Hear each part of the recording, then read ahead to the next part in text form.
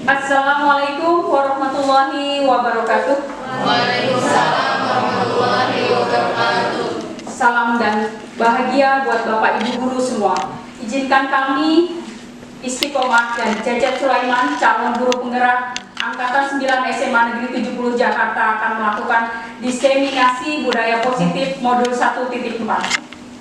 Untuk memulai acara ini, marilah kita awali dengan menyanyikan lagu Indonesia Raya. Hadirin dipersilakan berdiri.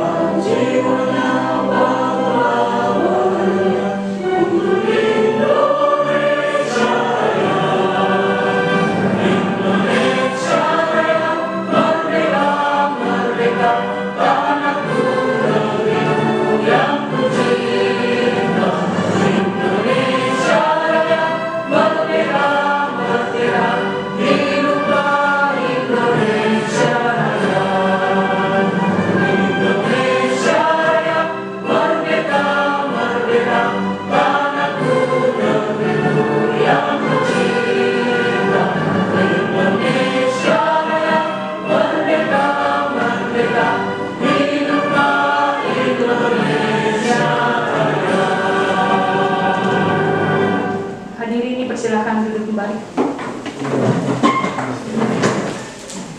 Selanjutnya, agar kegiatan ini menjadi jalan keberkahan buat kita semuanya, marilah kita awali kegiatan ini dengan berdoa dan memohon keridhaan kepada Tuhan Yang Maha Esa. Berdoa dipersilakan. Berdoa selesai. Bapak Ibu, untuk mengawali kegiatan diseminasi budaya positif ini, kami akan memaparkan apa itu pendidikan menurut Ki Hajar Dewantara. Menurut Ki Hajar Dewantara, pendidikan adalah tempat bersemayanya benih-benih kebudayaan dalam masyarakat.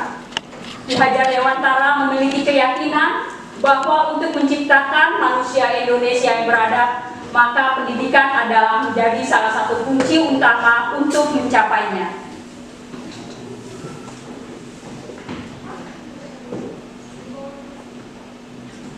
Sedangkan tujuan pendidikan menurut Ki Hajar Dewantara adalah menuntun segala kodrat yang ada pada anak-anak agar mereka dapat mencapai keselamatan dan kebahagiaan yang setinggi-tingginya baik sebagai manusia maupun sebagai anggota masyarakat.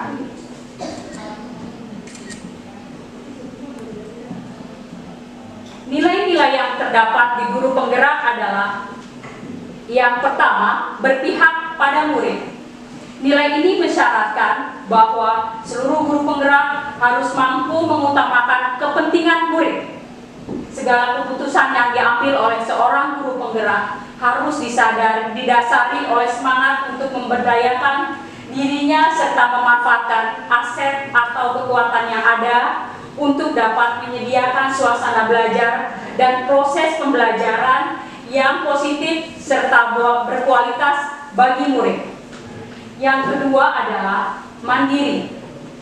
Guru penggerak yang mandiri memiliki daya lenting dan terpacu untuk memperhatikan kualitas kinerja dan hasil kerja mereka. Mereka beranjak dari kekaburan dan ketidaktepatan menuju ketepatan dan elokan kualitas kinerja dan hasil kerja mereka.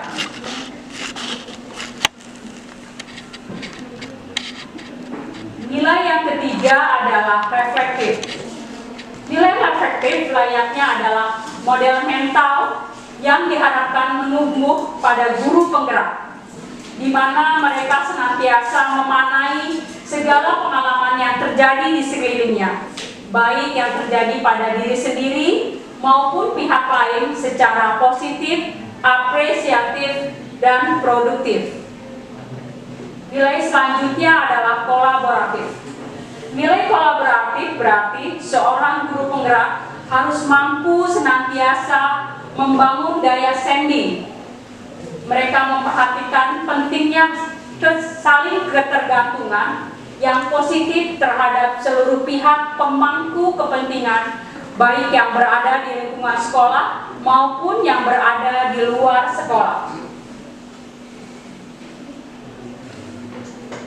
Nilai yang kelima adalah inovatif.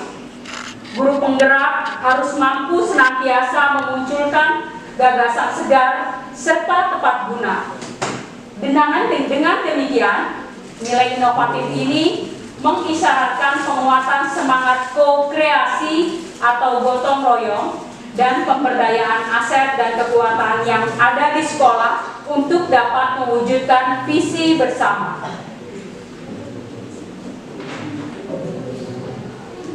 Peran guru penggerak itu sendiri ada 5. Yang pertama adalah harus sebagai pemimpin pembelajaran. Yang kedua, mampu menggerakkan komunitas praktisi, mendorong kolaborasi, menjadi coach bagi guru lain, dan kepemimpinan murid.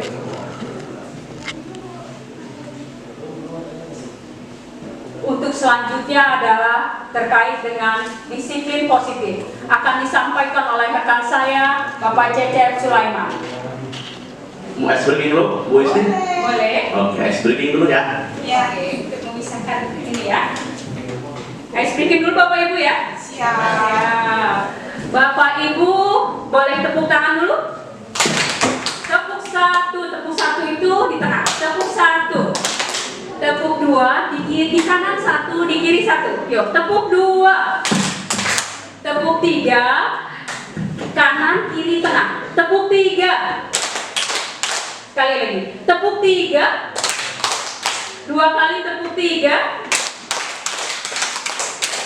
Oke, tepuk 4. 2 kanan, 2 kiri. Tepuk 4. Tepuk 5. 2 kanan, 2 kiri, 1 tengah. Tepuk 5. Tepuk 5. Lebih semangat lagi Bapak Ibu. Tepuk 1. Tepuk 3. Tepuk 3. Tepuk 4. Tepuk hebat buat Bapak Ibu semuanya.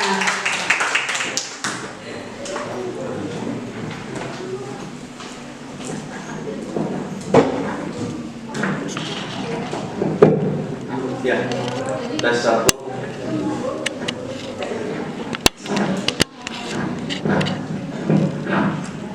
Tes 1, 2, 1, 2. Baik, Bapak Ibu sekalian, kita lanjutkan berkaitan dengan diseminasi pada pagi hari ini. Nah, setelah tadi disampaikan tentang ajaran Ki Hajar Dewantara berkaitan tentang pendidikan dan pengajaran. Jadi begini, sebenarnya ada filosofi yang disampaikan oleh Ki Hajar Dewantara berkaitan dengan pendidikan. Pendidikan itu bagi Ki Hajar Dewantara adalah tempat bersemayam murid untuk menemukan potensinya berdasarkan kodrat dia. Nah, di dalam konsep pendidikan dan pengajaran disampaikan oleh Ki Hajar Dewantara, tujuan pendidikan itu bagi guru itu adalah menuntun murid. Gitu. Jadi guru itu menuntun murid agar anak itu bisa berjalan sesuai dengan kodrat dia. Nah, menurut Ki Hajar Dewantara itu kodrat murid itu ada 2, Bapak Ibu. Pertama adalah kodrat alami, yang kedua kodrat zaman. Jadi guru itu posisinya tujuan itu menuntun gitu. Kalau misalkan diibaratkan guru itu seperti petani atau tukang kebun gitu. Kalau petani itu kan antara yang di Jawa Barat dengan yang di Jawa Tengah dengan yang lainnya tentu akan hasil yang berbeda-beda. Tapi dia tanahnya sama kan? Yang membedakan itu adalah bagaimana mengelola tanah itu. Ada yang misalkan dia 1 tahun panennya 2 kali, ada yang 1 tahun dia panennya bisa 3 kali. Jadi tergantung bagaimana seorang petani itu memupuk tanah itu agar menghasilkan hasil yang maksimal. Sama dengan kita. Jadi anak-anak itu punya kodrat alami yang tidak bisa kita rubah. Mereka lahir di latar belakang berbeda-beda, di keluarga yang berbeda-beda, itu adalah kodrat alami. Tugas kita guru adalah menuntun mereka agar mereka menjadi manusia yang selamat dan bahagia. Jadi kalau di dalam guru penggerak itu ataupun formal itu ada istilah salam bahagia dan juga ada salam selamat, berasal dari tadi agar murid itu selamat dan bahagia. Sebagai apa? Sebagai manusia dan juga sebagai anggota masyarakat. Jadi dia harus dituntun secara alaminya agar apa? Agar dia bisa mengikuti kodrat zaman. Karena kalau misalkan yang alami ini nggak kita tuntun, karena kita sendiri udah tahu kodrat zamannya perkembangan seperti apa, maka yang awalnya potensinya baik kalau nggak dituntun, tentu akan hasilnya menjadi tidak maksimal. Itulah tugas kita semua untuk menuntun murid ini agar menjadi pribadi yang positif. Nah, sekarang kita masuk bagian ini, yaitu adalah tentang bagian dari budaya positif, yaitu disiplin positif. Apa disiplin positif? Sikap yang tujuannya untuk menumbuh sikap disiplin anak. Dia sadar apa yang dilakukan secara mandiri karena ada hukuman atau ancaman. Nah, kalau itu sudah terbentuk, maka anak tersebut sudah disiplin positif. Nah, bagaimana cara penerapannya? Cara penerapan disiplin tersebut harus ditumbuhkan dengan apa? Dengan kesadaran berkaitan dengan apa? Nilai-nilai kebajikan. Ada disiplinnya, kemudian ada tanggung jawabnya, ada mandirinya, ada menghormati, menghargai. Ketika ada anak-anak sudah sadar itu, maka dia sudah menerapkan nilai-nilai kebajikan. Ya, itu. Lanjut. Nah, ini mungkin dalam keseharian kita sering menghadapi anak-anak muda seperti ini. Ya. Motivasi perilaku manusia ini menurut Diane Dawson dibagi 3. Anak murid melakukan sesuatu perilakunya selalu setidaknya 3 hal ini motivasinya. 1, untuk menghindari ketidaknyamanan hukuman. Misalkan anak belajar dengan rajin, wah saya ingin belajar masuk terus, karena kalau misalkan saya nggak belajar misalkan dengan puisi kimia, nanti saya bisa dihukum misalnya kalau nggak masuk sekali. Atau misalkan ketika saya misalkan nggak bisa, nanti nilai saya bisa merah atau yang lain. Nah, berarti anak tersebut, kenapa dia melakukan itu? Untuk menghindari ketidaknyamanan atau hukuman. Atau yang kedua, untuk mendapatkan imbalan atau penghargaan dari orang lain. Tiba-tiba misalkan anak itu masuk di jam biologi dengan Bu Laila, misalnya ingin mendapatkan imbalan atau penghargaan orang lain. Ini motivasinya. Nah, 2 motivasi ini adalah motivasi yang timbul bukan dalam dirinya, tapi dari pihak lain. Makanya disebut dengan motivasi secara eksternal. Nah, lalu yang ketiga, motivasi yang ketiga adalah menjadi orang yang mereka inginkan, menghargai diri sendiri dengan nilai yang mereka percaya. Nah, motivasi yang ketiga ini timbul dalam diri dia sendiri. Misalkan, kalau dia datang ke sekolah dia tidak terlambat, bukan karena dia takut dihukum, gitu kan? Tapi karena dia memang ingin belajar. Ketika dia misalkan belajar dengan biologi, rajin ataupun yang lainnya, mengerjakan tugas lainnya, bukan karena ingin pure dapatkan nilai, tapi karena dia memang ingin belajar biologi agar nanti dia bisa menjadi dokter, gitu. Nah, ketika nilai-nilai itu timbul dalam dirinya sendiri, maka disebut dengan perilaku manusia yang bersifat internal. Jadi timbul dalam dirinya sendiri. Kayak itu ya. Jadi nanti teman-teman guru BK ataupun teman-teman makal bisa melihat nih perilaku anak-anak kita itu dalam kondisi apa. Oke. Kita masuk bagian yang ketiga. Setelah kita tahu tentang motivasi anak itu berperilaku, kita lihat posisi kita sebagai guru. Apa posisi kita sebagai guru di dalam proses pembelajaran? Ini ada 5. Posisi kontrol guru sebagai penghukum, yang kedua sebagai pembuat merasa bersalah, yang ketiga sebagai teman, yang keempat pemantau, yang kelima sebagai manajer. Nah, kira-kira selama ini kita ini dalam posisi mana? Gimana? Bu Atun kira-kira posisi apa? 2 saja.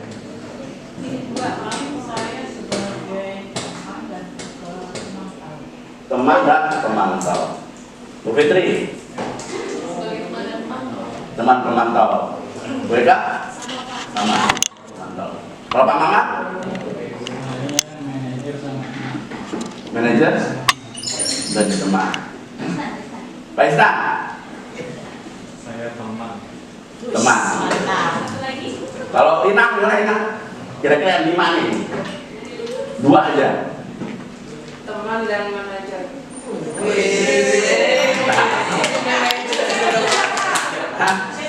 Kalau boleh, semua boleh. 3. Apa? Manajer otomatis akan melakukan sebagai pemantau, kemudian penghukum. Hukum.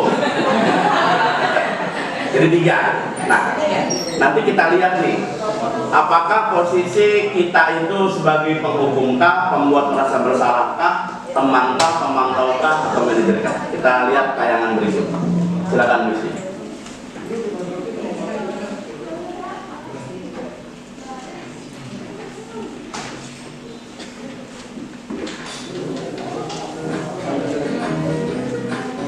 Oke, ini tayangannya. Bapak Ibu. Sangat bahagia Ibu dan Bapak.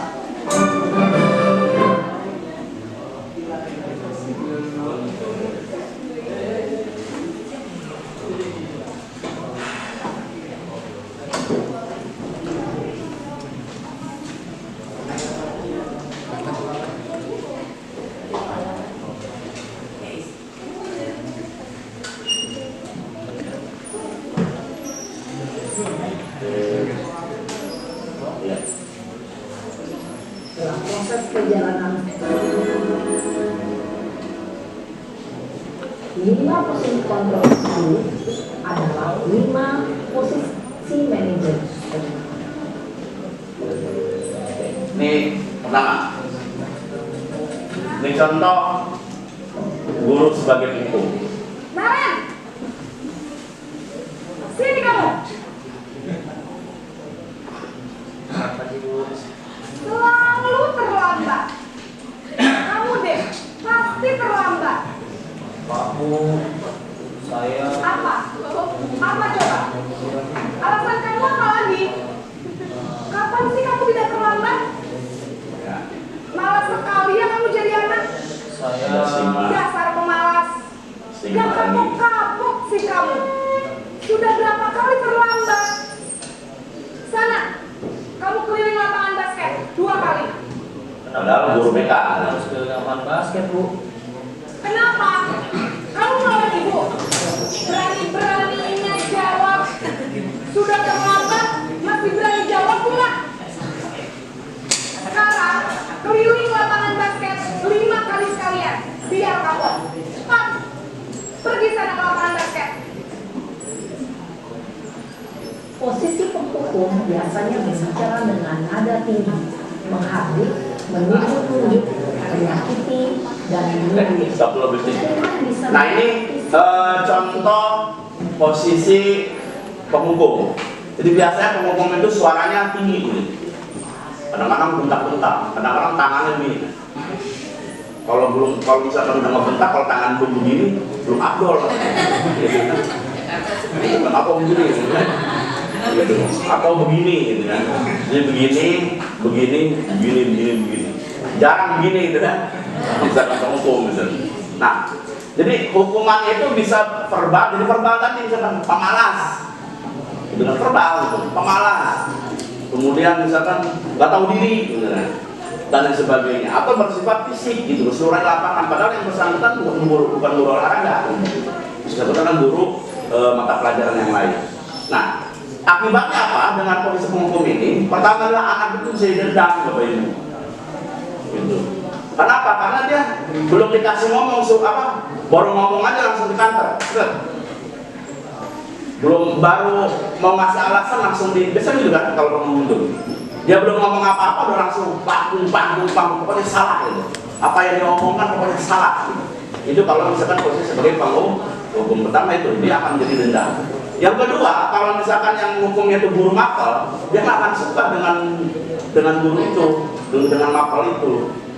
Dia sebenarnya suka dengan mapel yang misalkan guru PKN, misalkan saya sebagai hukum, dia suka dengan mata pelajaran PKN-nya, materi. Tapi karena berhubung gurunya saya yang menghukum dia dendam, dia jadi nggak suka. Apalagi misalkan udah mata pelajaran awal yang nggak suka, guru kan gitu, dia lupa, nggak sukanya, mapelnya iya, guru ini. Nah itulah dampak yang ditimbulkan kalau misalkan posisi kontrol guru sebagai penghukum. Lanjut, yang kedua sebagai pemberi. Kita lanjut.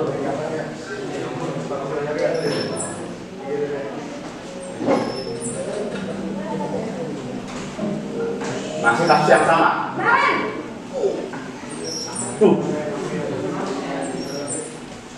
Selamat pagi, Bu. Naren, kamu kenapa terlambat lagi, nak? Ya Tuhan, Naren, kamu senang ya bikin ibu susah ya? Kalau kamu terlambat lagi, nanti ibu yang ditegur bapak kepala sekolah, nak. Disangka ibu tidak bisa membina kamu. Duh, gimana ini? Maaf, Bu. Duh, Gusti Naren, kamu suka ya kalau ibu ditegur bapak kepala sekolah? Terus, sekarang ibu harus tulis apa yang di buku absen? Ini kamu sudah sering terlambat loh. Ibu harus apa coba? Maaf, Bu. Maaf sekali. Ya sudah, lain kali jangan bikin ibu susah lagi ya nak ya. Ibu tidak akan kuat lagi kalau kamu begini terus. Nggak kuat lagi. Jangan kalau ibu tegur bapak kepala sekolah. Sana cepat ke kelas. Maaf ya, Bu. Maaf sekali. Posisi pembuat rasa bersalah berbicara dengan nada tenang, cenderung lembut. Namun kata-kata yang diutarakan membuat murid merasa menjadi orang yang gagal, memandang buruk dirinya sendiri, merasa tidak berharga, dan Oke, ini yang kedua ya. Sebagai pembuat merasa bersalah. Jadi kalau semua masalah itu posisinya suara gurunya itu nggak keras gitu. Jadi malah cenderung lembut. Tapi posisinya ketika ada yang salah, justru memberikan mencap dan anak itu merasa bersalah gara-gara perbuatan dia. Misalkan gini, kalau kita wali kelas ada anak misalkan melanggar terus, kamu nggak kasihan ya, nanti bapak atau ibu dipanggil oleh kepala sekolah gitu. Tapi kalau kamu melanggar terus, nanti bapak tahun depan nggak bakal jadi walas kami gitu. Misalkan kalau kamu telat terus, apalagi kalau kamu nggak naik kelas gitu. Nah, kayak gitu. Atau misalkan ketika menangani anak-anak yang misalkan bermasalah atau di BK, misalkan kamu ini binaan ibu terlambat udah 20 kali. Kamu tahu nggak? Ibu ini dipantau oleh kepala sekolah.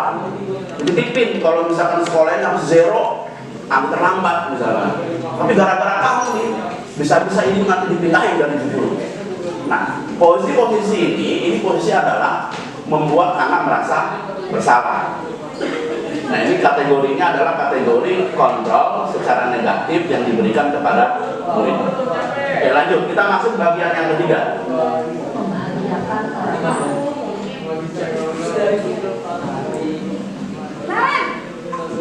Di bagian yang ketiga sebagai teman. Wah, Ini sudah jam berapa ini? dalam tumpangan. Berapa lagi ya saya? Iya, Bu. Habis saya membangunkan saya, Bu. Kamu malah menyalahkan ibu kamu. Kamu bukannya anak yang larinya paling kencang. Kok terlambat sih? Iya, Bu. Saya memang terlambat malu tadi. Jadi biarpun saya lari kencang, tetap gak tunjang, Bu. Ya sudah sana. Nanti lain kali larinya lebih kenceng lagi ya, biar gak terlambat lagi. Bikin seneng ibu, demi ibu. Bisa kan? Bisa lah, Bu. Ya sudah, sana ke sekolah. Ibu beresin urusan absen kamu. Kamu ini ada les saja. Oke. Kamu Ini ini ada les saja. bagian yang ketiga adalah sebagai teman. Nah, posisi guru sangat lembut. Misalkan ketika terlambat itu tinggi, dampaknya tadi anak akan mencari hal-hal lain, padahal dia bersalah tapi mencari celahnya ibaratnya. Gitu. Jadi menjadikan anak yang mandiri. Nah, kategori ini sebenarnya kategori motivasi kontrol guru yang berhasil sebenarnya. Karena apa? Karena gaya atau caranya itu dengan cara-cara yang baik, tetapi motivasinya ketika dia tidak melakukan sesuatu itu bukan karena diri sendiri, karena ada faktor eksternal. Karena tadi ada Bu ini, misalkan tiba-tiba yang lagi pikir misalkan Bu Liz sama Bu Malinton, waduh, ada Bu Liz sama Malinton, mati gue. Kayak gitu, nggak bisa selamat nih dan sebagainya. Nah, yang kayak gitu. Jadi posisinya berhasil pada tahap ini, tetapi masih dalam kondisi faktor eksternal, bukan kesadaran dirinya sendiri. Lanjut yang keempat.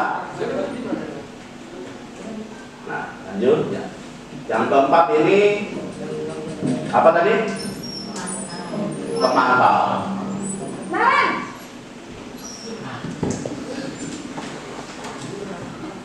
Selamat pagi, Bu.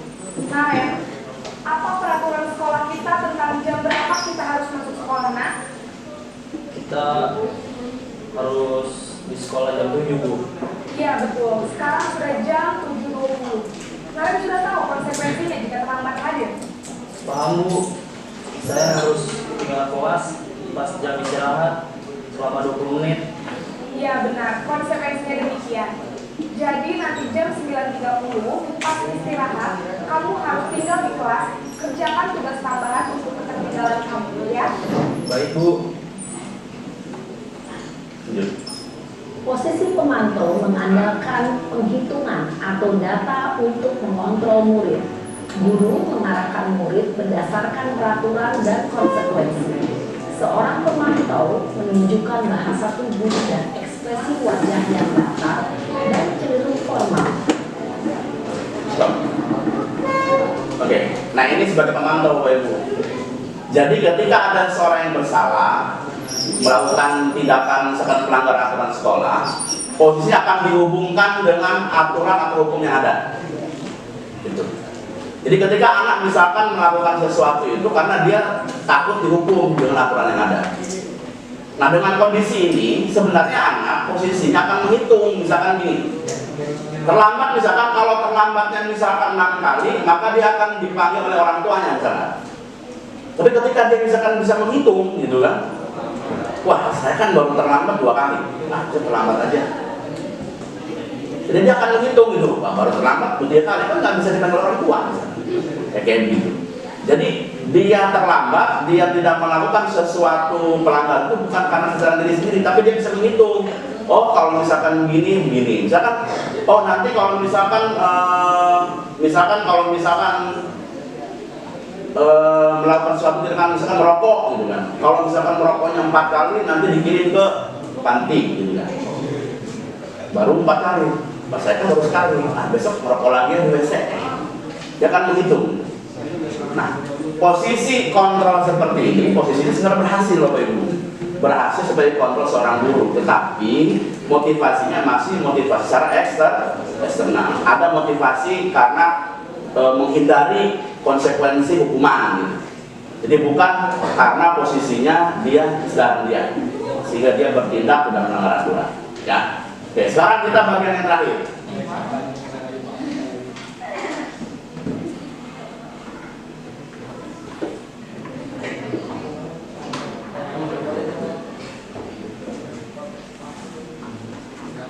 Ya. Nah, ini yang terakhir sebagai manajer, kita lihat. Nah,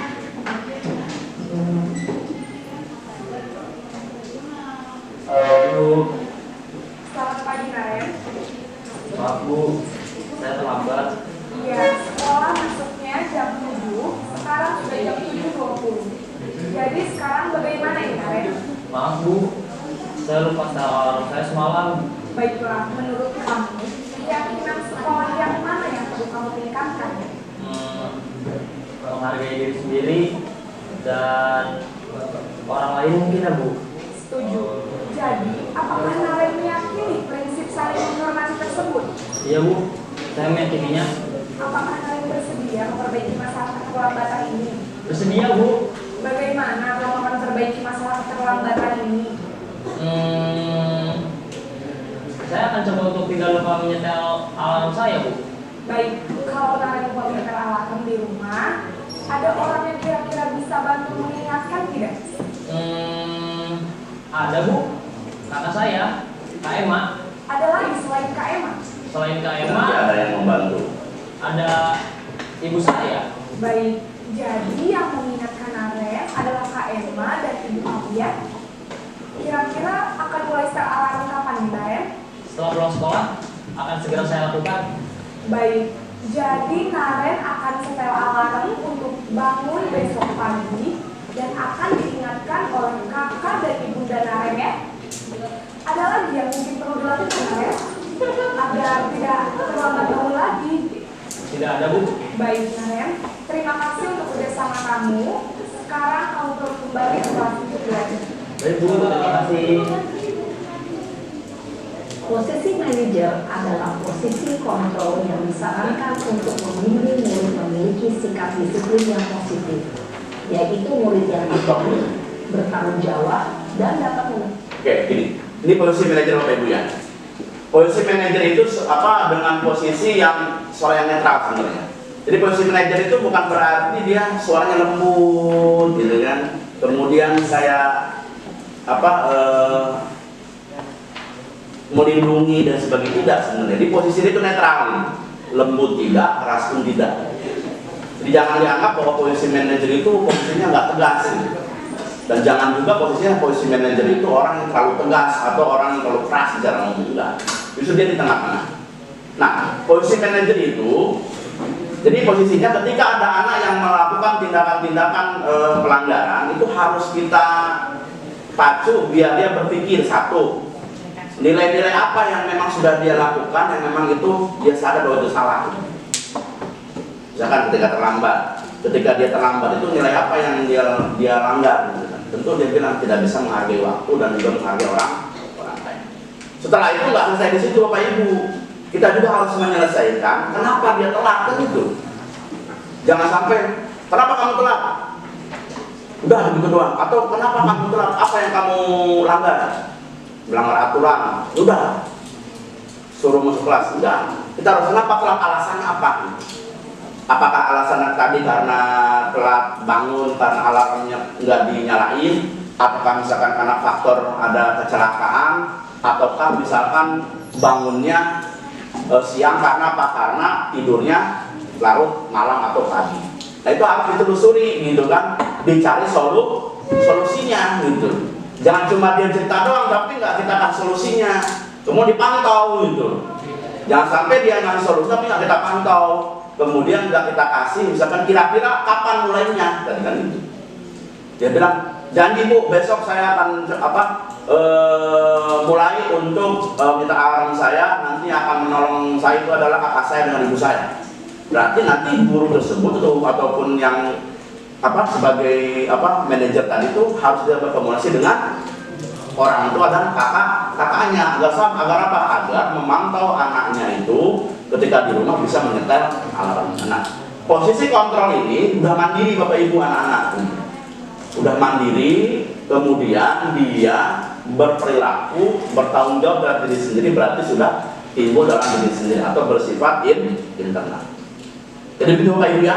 Jadi kita yakin posisinya sebenarnya kita sudah kadang-kadang sudah melaksanakan bagian ini gitu kan. Tapi bagian-bagian yang mana yang posisinya memang kita ada yang sudah misalkan di manajer, ada yang sudah di penghukum mungkin, ada yang sudah di sebagai teman, atau kan misalkan sebagai pemantau. Nah yang pasti tadi gitu ya. Jadi Untuk yang penghukum dan pembuat bersalah itu masih bersifat negatif, tapi untuk yang tiganya, manajer, kemudian sebagai pemantau, sebagai teman itu positif. Tetapi yang teman dengan pemantau ini positif tapi bersifat eksternal. Tapi untuk manajer sudah internal. Baik. Next, slide selanjutnya. Jadi ini Bapak Ibu ya, yang memang yang seharusnya guru posisinya dalam kontrol itu sebagai manajer. Karena apa? Dalam posisi manajer, guru menerapkan disiplin yang berpihak kepada murid dan memerdekakan murid. Gitu. Jadi murid itu dianggap gitu. Tidak dalam posisi ketika melakukan kesalahan langsung dijustifikasi. Tujuan ini agar apa? Seorang guru menciptakan murid yang mandiri, merdeka dan bertanggung jawab. Jadi agar nilai-nilai kebajikannya ada, agar murid itu bisa mandiri, tanggung jawab dan juga menghargai orang lain. Next. Nah, ada 5 kebutuhan manusia. 1, kebutuhan bertahan hidup.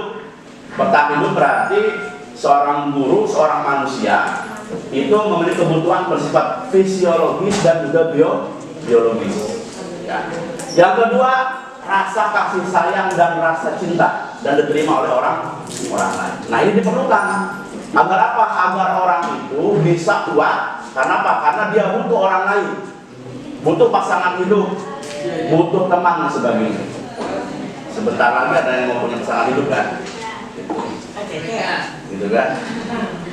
Ya, Bu Eka juga ada mau pasangan hidup. Berarti apa? Bu Eka butuh yang namanya kasih sayang dan rasa diterima. Gitu. Nah, ini posisinya. Lalu yang ketiga itu adalah penguasaan. Nah, penguasaan adalah berhubungan dengan kekuatan untuk mencapai kompetensi yang terampil. Artinya semua manusia itu punya keinginan untuk mengembangkan dirinya, termasuk mengembangkan diri seorang guru. Jadi Bapak Ibu, saya mungkin memberikan motivasi sedikit, mengikuti. Kadang-kadang kalau kita berbicara kebebasan suatu hal yang sebaunya gue, semuanya anak, enggak gitu. Kebebasan itu tetap harus ada yang mengontrol. Kenapa?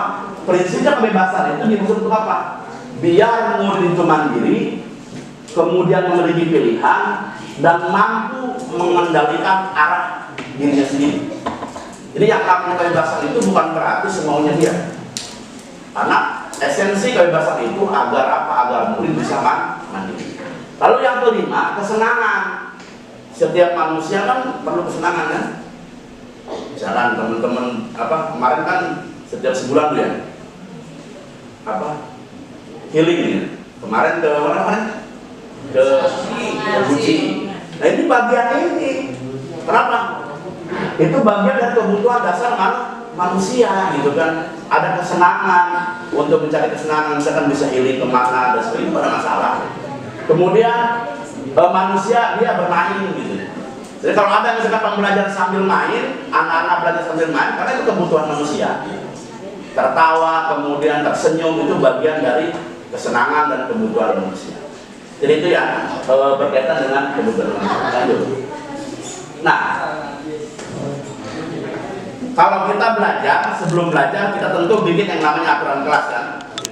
Nah, biasanya kalau aturan kelas itu posisinya yang bikin guru atau murid. Biasanya saya guru ya. Walaupun guru yang bikin tapi disepakati. Nih, anak-anak kan gini sepakat ya. Sepakat.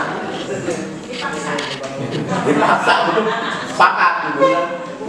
Pada kesepakatan, bersepakati gitu kan, yang bikin guru pada satu kelas ini Bapak ini anak-anak ya aturannya gini. Ini sepakat ya.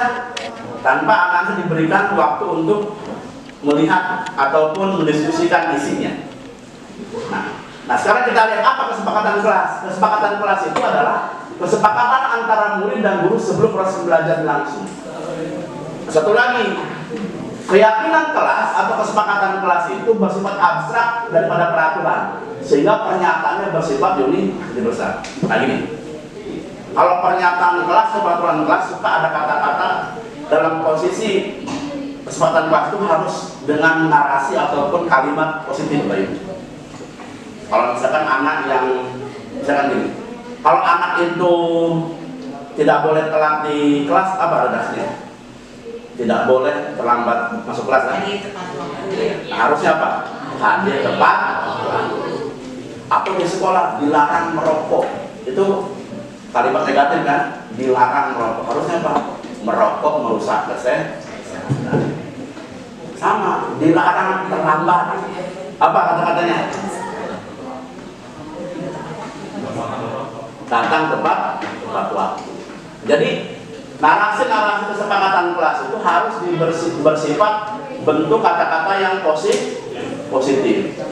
Dan semua warga kelas berkontribusi dalam pembuatan kegiatan curah pendapat itu. Lanjut.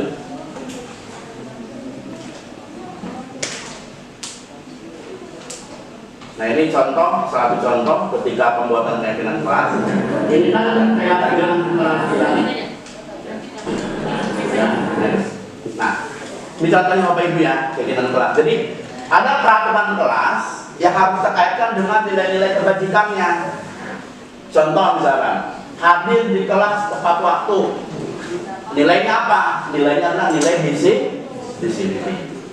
Yang kedua, dilarang membuang sampah sembarangan, kan gitu. Nah kita rubah katanya gitu, jadi menjaga kebersihan kelas. Apa nilainya? Tanggung jawab atau kebersihan juga bisa. Yang ketiga, menggunakan HP pada pembelajaran dilakukan. Berarti nilainya adalah ketertiban. Berkata sopan, berarti kesopanan. Menghargai teman, pendapat teman, berarti menghormati atau menghargai. Mendengarkan dan memperhatikan ketika teman berbicara atau guru berbicara. Makan di tempat istirahat.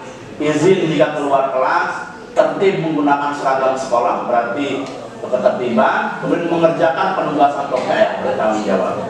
Jadi setiap keyakinan kelas yang kita sepakati itu harus ada nilai-nilai kebajikan. Oke, lanjut Gusti. Nah ini restitusi. Jadi segitiga restitusi. Restitusi itu adalah sebuah cara menyelesaikan sebuah permasalahan dengan mengedepankan kepentingan murid. Nah teman-teman BK pasti sudah melakukan ini. Tapi posisinya apakah urutannya sama, atau terbalik, atau hanya satu atau dua, atau hanya tiga-tiganya? Secara tidak langsung kita sebenarnya sering mempraktekkan ini. Ya, pertama adalah menstabilkan identitas. Apa artinya? Mengubah identitas anak dari orang yang gagal karena melakukan kesalahan menjadi orang yang sukses. Nah ini posisinya menstabilkan identitas ketika menyelesaikan sebuah persoalan dengan anak-anak itu dengan redaksi dengan kalimat yang anak udah melakukan kesalahan jangan ditimpalin lagi dengan kalimat bahwa dia adalah orang yang sangat bersalah. Kemudian yang kedua, validasi tindakan yang salah.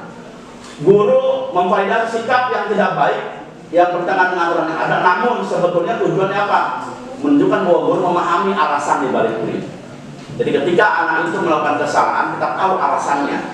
Jangan sampai gini, ketika kenapa kamu misalkan terlambat udah 10 kali, dia ngomong gini. Tapi respon kita salah, alasan aja kamu ngomong kamu bohong kamu dan sebagainya. Nah itu bukan bagian dari validasi tindakan yang salah. Lalu yang terakhir menanyakan keyakinan. Nah terakhir itu adalah setiap kesalahan yang dilakukan oleh anak-anak itu harus diberikan nilai-nilai apa yang memang belum sesuai. Ya itu berkaitan dengan segitiga restitusi. Lanjut Gusti. Nah ini ada contohnya apa ini?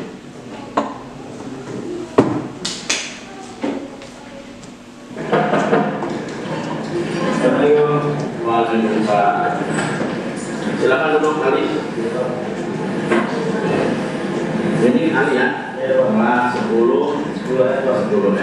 dipanggil Ali ya. Ini pas syuting tapi kasus Ali. Banyak kasus.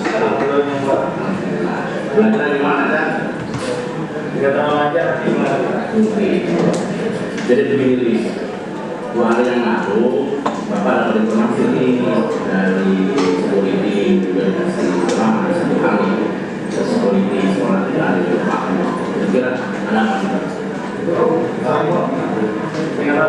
Tahu benar.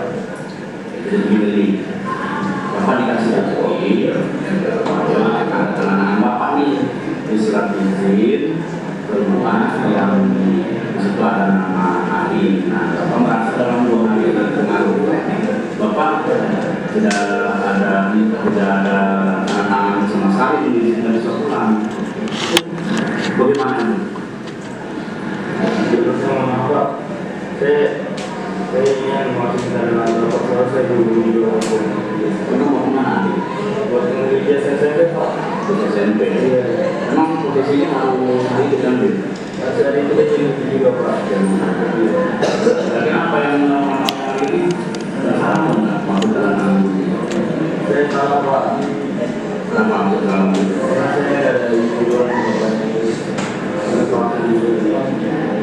Oke, ya, jadi memang sih setiap manusia itu kadang-kadang stop belajar kalau oke. Ini kata-kata Radas tadi, ketika anak menyampaikan kesalahannya, dia ngakuin, kita sampaikan wajar kalau kamu melakukan sebuah kesalahan. Itu bagian yang pertama, restitusinya. Jadi berikan posisinya, jangan sampai misalkan dia cerita udah salah, langsung ditimpa yang saya bilang tadi. Kamu ini salah terus, kayak tadi misalkan. Kalau timpalin misalkan, kamu tahu nggak kalau misalkan masukin tanda tangan dulu bisa dipidana oleh polisi sebagainya. Nah justru kalau udah kayak begitu itu sama saja menjatuhkan mental anak. Yang harus dilakukan adalah beri kekuatan kepada dia bahwa memang sebuah manusia itu ya ada khilaf dan salahnya kan gitu. Tidak semua manusia, karena kalau misalkan itu kan kalau misalkan posisinya nggak ada salah kan malaikat benar. Manusia itu ya memang tempatnya salah dan khilaf, tapi harus lakukan apa? Nanti akan ada restitusi yang bagian yang kedua. Lanjut. Gimana kesalahan? Yang penting bagaimana nanti bisa berefisiensi kesalahan yang sudah dilakukan sama. Kira-kira apa yang dilakukan oleh kali ini kira-kira posisinya benar atau tidak? Tidak Pak. Kira-kira kenapa bisa benar? Karena saya ini yang namanya keluar sekolah dengan bagaimana dia masuk ke dalam juga. Jadi kalau misalkan ahli sebenarnya kan masukkan ahli anak keluar kan bisa langsung pembakaran. Jadi karena kemarin gara-gara ahli mereka yang berumur. Iya. Sekarang dari posisi ini kira-kira apa yang mau diperbaiki oleh ahli? Mungkin kalau lagi kayak ini kalau mungkin langsung ke bapak yang lain tidak posisi untuk ya jadi itu ya jadi ahli sudah menyadari ya dalam hal itu tidak baik ya itu yang tidak jadi apa yang menolak ahli sudah berhenti belajar ya sebagai manusia kita juga harus lebih tinggi dinilai 7 nah, antara bertanggung jawab apa yang adalah paling adalah dan kita balik sebagai ya janji apa ahli janji bersama untuk tidak akan mengulangnya lagi janji ya jadi sesuai dengan kesepakatan kelas kita dengan posisinya ahli tidak akan mengulangnya lagi jadi kali ya benar-benar ahli makin rajin belajarnya kalau ada apa-apa dalam komunikasi dengan gurunya. Ini bagian dari restitusi yang kedua dan ketiga. Yang kedua itu adalah memvalidasi tindakan yang salahnya. Kemudian yang terakhir kita sisipkan dengan nilai-nilainya. Ketika sudah menyadari dia salah, itu kan tadi. Ketika sudah menyadari, ketika posisinya memasukkan tanda tangan sebagai terpaksa, kita berikan keyakinan bahwa apa yang sudah dia lakukan itu adalah jauh dari nilai-nilai kejujuran. Dan kita tekankan lagi bahwa seorang murid itu harus punya nilai-nilai kejujuran. Kemudian ketika ingin melakukan sesuatu harus dipikirkan, itu akan berdampak merugikan orang lain juga. Nah, ini Bapak Ibu, apakah semua kasus itu bisa diselesaikan dengan segitiga restitusi? Bisa iya, bisa tidak. Tidak semua kasus harus mengikuti 3 restitusi ini. Bayangkan begini, di dalam kelas misalkan kita 36 kelas, kita lagi ngajar, anak ribut. Apakah posisinya bisa diselesaikan dengan 3 tahapan ini? Tidak perlu. Kita bisa hanya melakukan yaitu bagian-bagian yang tadi penekanan selama 30 detik. Tinggal dibilang, tolong anak-anak diam, Anda sudah tahu kan tentang kesepakatan kelas yang sudah kita sepakati dari awal? Tinggal begitu. Karena kalau misalkan kita menggunakan 3 area susi ini akan memakan waktu. Bayangkan kalau anak yang lagi berisik di dalam satu kelas, kita pakai metode ini. Atu-atu kita tanya, kenapa tadi kamu terlambat? Ini satu orang 5 menit dikali 36 orang. Jadi tidak semua kasus itu bisa kita lakukan dengan segitiga restitusi. Bisa saja kita langsung penekanan dalam waktu 30 detik dengan apa? Dengan dikaitkan dengan kesepakatan kelas yang sudah kita miliki, dikaitkan dengan nilai kebajikan. Oke, lanjut. Slide. Ini Bu Isti sedang restitusi juga. Ini bagian dengan nilai yang ketiga. Lanjut. Nah, ini hasil akhir sebenarnya Bu Ibu. Silakan.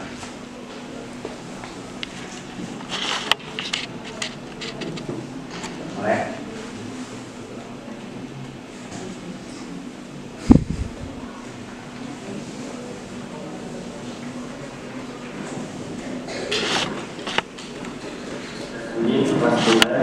Saya ucapkan terima kasih kepada Pak Cici yang telah menjadi saya kejujuran dan budi pekerti. Semoga saya menjadi guru yang lebih baik. Wassalamualaikum warahmatullahi wabarakatuh. Jadi hasilnya seperti Bapak Ibu, jadi anak-anak biar sadar gitu kan. Setelah kita melakukan segitiga restitusi, biar dia menyadari apa yang dilakukannya lagi itu adalah melanggar nilai-nilai kebajikan atau kesepakatan kelas. Dan selanjutnya harapan kita adalah anak-anak ini yang sudah melakukan kasus itu biar dia tidak mengulanginya lagi. Insya Allah kalau misalkan dia udah sadar secara individu, ya dia tidak akan mengulanginya. Lanjut. Oke, selanjutnya berkaitan dengan koneksi atau hubungan antara budaya positif dengan filosofi KHD, kemudian nilai guru penggerak, kemudian tentang sisi guru penggerak akan disampaikan oleh Bu Isti. Silakan.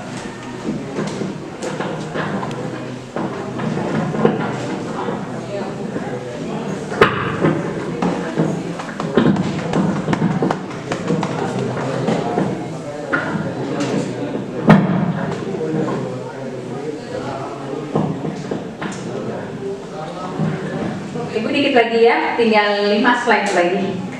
Bagaimana koneksi antar materi dari budaya positif dengan filosofi Ki Hajar Dewantara, nilai dan peran guru penggerak, juga visi guru penggerak. Jadi ini ada keterkaitannya.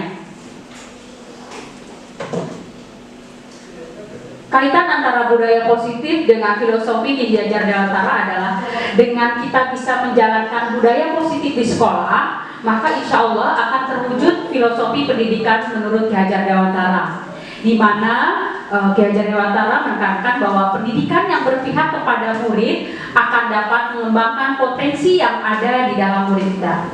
Selanjutnya adalah budaya positif akan dapat menuntun tumbuh kembangnya murid sesuai dengan kodratnya. Semuanya dilakukan untuk dapat mewujudkan sekolah yang aman, nyaman, dan berpusat kepada murid.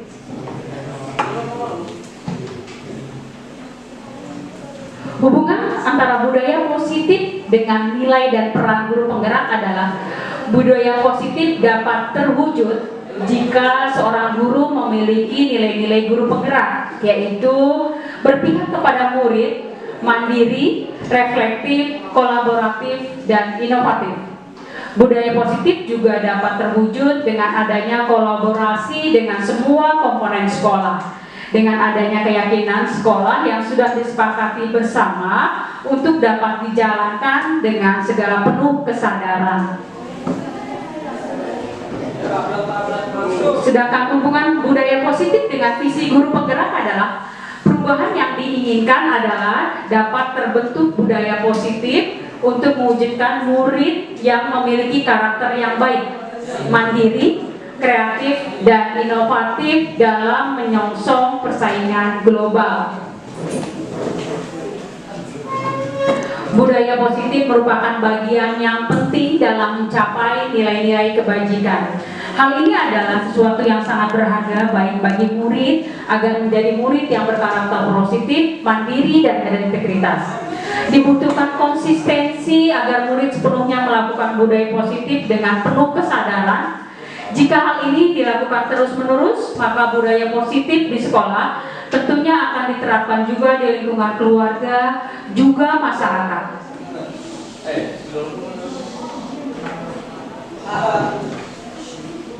Demikian, terima kasih Bapak Ibu sudah menyimak desiminasi dari kami. Salam sehat dan bahagia. Tepuk tangan untuk kita semuanya. Mohon maaf Bapak Ibu sudah mengganggu kegiatan Bapak Ibu. Terima kasih. Assalamualaikum warahmatullahi wabarakatuh. Waalaikumsalam warahmatullahi wabarakatuh. Ya, Bapak Ibu, hari ini memang adalah kolaborasi desiminasi dari kami berdua sebagai calon guru penggerak berkaitan dengan budaya positif di modul studi 4. Jadi modul studi 4 ini adalah modul terakhir di modul 1, nanti kita akan lanjutkan di modul 2. Nah, jadi budaya positif ini penting ya Bapak Ibu. Kenapa? Karena budaya positif ini akan mencerminkan nilai-nilai kebajikan gitu. Karena di dalam budaya positif ada nilai-nilainya. Nah, nilai ini bagi murid itu akan menjadi murid yang berkarakter positif, kemudian bertanggung jawab dan berintegritas. Ketika murid itu sudah menanamkan kesadarannya di sekolah dengan budaya positif yang sudah dia miliki, dengan guru-guru sebagainya, maka otomatis akan bisa diterapkan di lingkungan keluarga maupun masyarakat. Ini suatu hal yang luar biasa sebenarnya. Ketika penanaman itu bisa dilakukan di sekolah. Kadang-kadang orang berpikir posisinya pendidikan pertama itu kan di keluarga gitu. Tapi kan era sekarang kan agak luar biasa gitu kan. Pendidikan keluarganya agak kurang, sehingga perhatian keluarga kurang. Maka ketika perhatian di sekolahnya kurang, maka potensi dan kodrat anak ini tidak akan bisa ketuntun. Tapi kalau misalkan di sekolahnya kita tuntun, nilai-nilai kebajikannya ada, budaya positifnya ada, insya Allah nanti posisinya anak itu secara pribadi akan tangguh. Ketika dia di keluarga maupun di masyarakat, nilai-nilai akan ada. Gitu ya Bapak Ibu. Baik, ada yang mau disampaikan Bapak Ibu? Atau bertanya? Enggak sih, enggak ada. Akan juga mau lanjut. Kenapa? Oke. Baik, ada refleksi yang akan disampaikan, mungkin ada masukan, boleh silakan. Untuk refleksi untuk kegiatan hari ini, silakan. Boleh.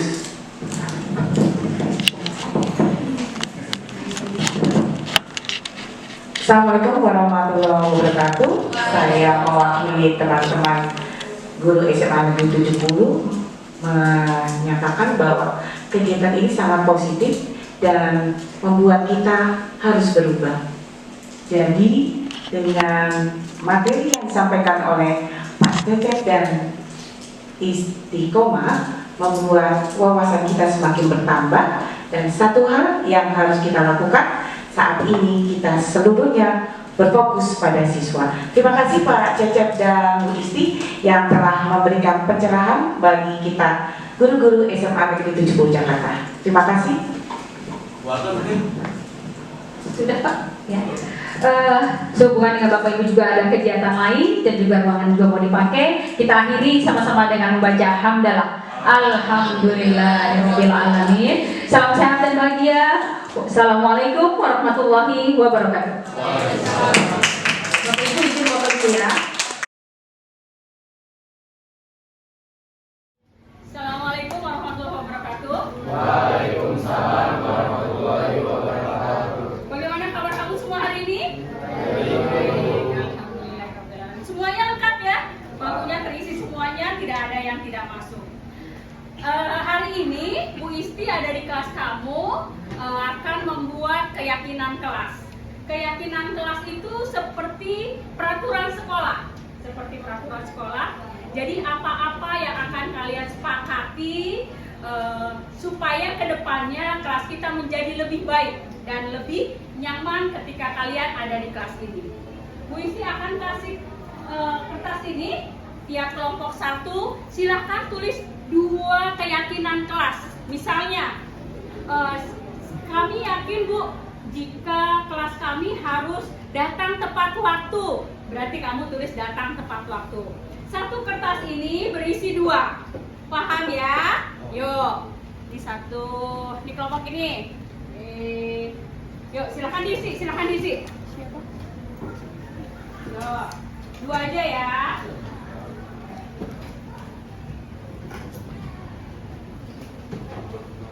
Yo. Silakan diisi 2 item aja. Silakan kamu apa aja boleh. Yo. Kalian pasti bisa ya. Dan untuk keyakinan kelas ini, ada saran nggak? Kalian harus pakai kata-kata yang positif, tidak boleh negatif. Yuk, boleh.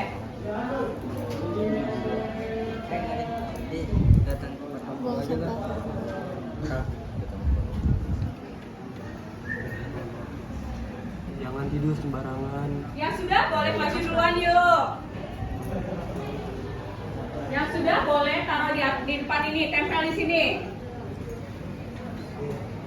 Siapa yang sudah? Yuk, Renata. Yuk, Erik. Kira Renata nggak masuk tadi nggak kelihatan. Siapa deh? Ini ada titik-titik. Oke, Renata silakan disebutkan. Kami dari kelompok 1 sepakat untuk yang pertama menjaga kebersihan, yang kedua menghormati guru yang mengajar. Menjaga kebersihan. Oke, apalagi yang kedua? Yang kedua menghormati guru yang mengajar. Oke. Hanya guru apa anak murid juga? Oke, jadi menghormati anggota kelas. Pintar. Oke, makasih Renata. Yuk, lanjut. Yang berikutnya. Yuk, cepat yuk. Yuk. Ayo. Boleh? Tempel. Ini ada. Sebutin Raisya. Kesepakatan dari kelompok kami Maju sana, maju. yaitu saling menghargai teman dan membuang sampah pada tempatnya. Saling menghargai teman. Saling menghargai. Yang kedua, Membuang sampah pada tempatnya. membuang sampah pada tempatnya. Pintar. Yuk, selanjutnya. Membuang sampah pada tempatnya. Pintar ya.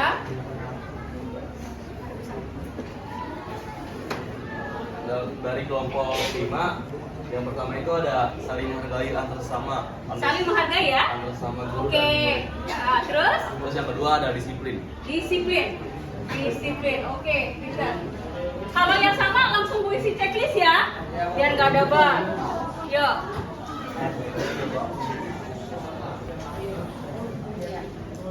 Oke. Berpakaian rapi pada saat berpakaian rapi Berpakaian rapi dan datang tepat waktu. berpakaian rapi dan datang tepat waktu. Oke. Siapa lagi? Ya.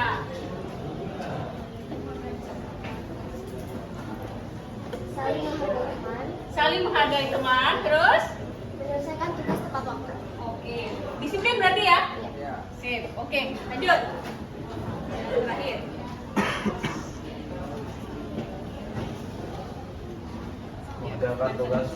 mengerjakan tugas tepat waktu. Oke, disiplin. Bertutur sopan, bertutur kata yang sopan. Oke, berarti sopan santun ya? Sopan santun, siap. Alhamdulillah. Ini adalah kesepakatan kelas kita. Kesepakatan. Gusti ulangi. Yang pertama, menjaga kebersihan. Bisa paham semuanya? Paham. Kedua, menghormati anggota kelas. Yang ketiga, saling menghargai. Keempat, membuang sampah pada tempatnya. Kelima, disiplin. Keenam, berpakaian rapi. Dan 7, datang tepat waktu. Kedelapan, sopan santun. Semoga keyakinan kelas ini menambah kalian menjadi nyaman di kelas ini. Gitu ya. Oke, kalian sudah sepakat semuanya dengan ini? Sepakat, alhamdulillah. Sekarang Bu Istri butuh penandatanganan dong untuk meyakinkan kita kalau kalian sudah sepakat. Penandatanganan kesepakatan yuk, siapa yuk?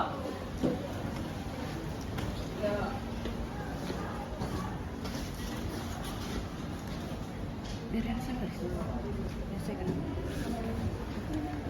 Oke, terima kasih.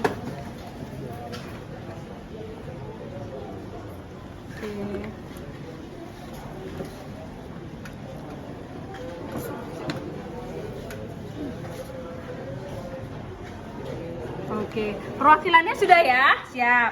Sekarang Bu Isti butuh dong respon dari kalian dengan kegiatan pembuatan keyakinan kelas ini. Yuk, siapa yang mau mewakili teman-temannya?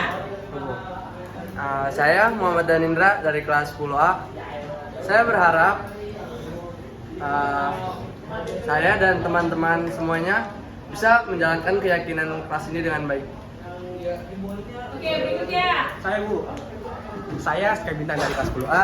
Saya sangat setuju dengan adanya fitur keyakinan kelas. Terima kasih. Siapa lagi? Saya Cahaya Ziza dari kelas 10A. Saya berharap saya dan teman-teman dapat memenuhi seluruh keyakinan di kelas ini.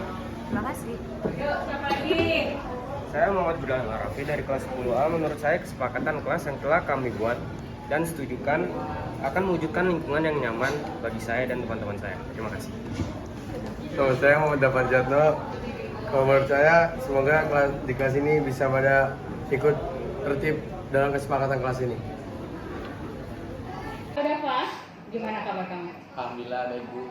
Bu Isti mau nanya nih, tadi kenapa sih pas belajar kimia kok kamu main game? Maaf Bu, tadi saya iseng. Saya pikir Ibu nggak lihat, tadi saya diajak mabar Bu. Berarti kamu tahu dong kalau sekarang ini kamu lagi bermasalah sama Bu Isti. Iya Bu, maaf Bu. Tadi saya lihat kalau kamu tuh ngerasa senang banget main gamenya. Terus kamu jadi ngerasa nggak bosan lagi kan? Tapi kamu sadar nggak kalau perbuatanmu itu merugikan kawanmu? Suara gamemu itu ngeganggu teman-teman kamu. Iya Bu, maaf Bu. Yuk, sekarang kita bicara tentang keyakinan kelas. Apa yang kita percaya dan mana yang belum kamu tunjukkan. Kita harus saling menghormati Bu. Betul sekali, alhamdulillah ya kamu masih ingat dengan keyakinan kelas kita. Nah sekarang kita kembali. Waktu kamu bermain game tadi, kamu udah menghormati teman kamu belum? Tidak Bu. Tapi kamu mendapatkan rasa senang. Menurut Ibu, ada cara lain untuk kamu bisa mendapatkan rasa senang tanpa bisa merugikan orang lain. Menurut kamu gimana? Iya Bu. Nah sekarang apa yang harus kamu lakukan? Ya Bu, saya minta maaf kepada Bu Isti juga ke teman-teman sekaligus. Saya janji nggak akan mengulangi lagi bermain game di kelas. Sekali lagi saya minta maaf ya Bu. Oke, saya maafkan. Sekarang kamu bisa kembali ke kelas dan sampaikan permohonan maaf kamu kepada teman-teman di kelas. Baik, Jam Bu Isti udah habis, jadi kamu ke kelas sendiri ya. Baik Bu, terima kasih. Terima kasih kembali. Yang kayak gini nggak boleh keulang lagi. Semoga kedepannya kamu tumbuh jadi anak yang hebat dan mampu menghargai teman. Amin Bu.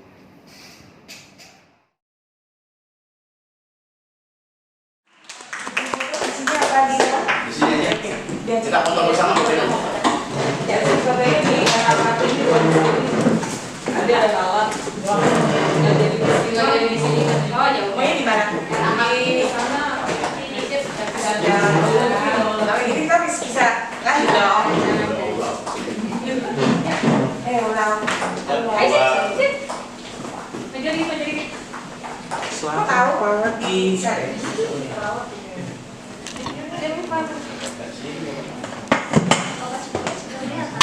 Ini kelihatan kan? Keterangan Pak Isnan. Pak Isnan, iya. Nah, kalangan Pak Cecep sekarang. Enggak, bisa. Oke, 1, 2, 3. Sekali lagi. Bentar. 1, 2, 3. Tangan ini. Oke, Lebih bagus kamera lo terus. 1, 2, 3. Oke. Tangan. Oh, tangan. Satu lagi.